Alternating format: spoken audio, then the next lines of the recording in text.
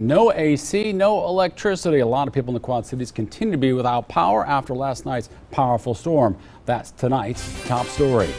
MidAmerican Energy indicated late this afternoon crews needed to restore power for about 1,000 of its customers. About 21,000 lost power last night. The energy company says most of the damage was done in Illinois. Local 4's Yukari Nakayama joins us live in Moline with the cleanup facing one woman out there. Yukari? That's right, Jim. The wind from last night's storm took a toll on many homes here in Moline, just like the one right behind me. Take a look at this damage. The homeowner says it was caused by a lightning that struck the tree and that brought down all these power lines.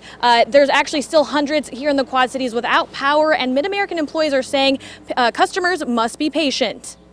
As the wind came up, it fell and went down on the garage. Moline resident Nadine Young has been out of power since last night's storm. The tree that's now spread on her lawn took down the power lines as it came crashing down. And the cleanup is going to come at a cost. So I'm sure that will be quite expensive. The expense includes the cleanup of the leaves, cutting down the tree, and reconnecting her electricity. She says she won't have power for a long time. Very overwhelmed and very little sleep because they were here with chainsaws, MidAmerican, and the city between 1 and 2 o'clock in the morning. We had crews that were working since 6 p.m. yesterday, and they worked all night. Some of them are still working. We sent some of them home so they could sleep, so they could come in fresh. Cox, electric supervisor of MidAmerican, says the biggest problem yesterday was the high winds, which knocked down many trees, taking power lines down with them. With so many out of power, extra help came their way. Upwards of 8 different companies, contractor crews that came in to help us out as well. So with so much help, why are hundreds still out of power?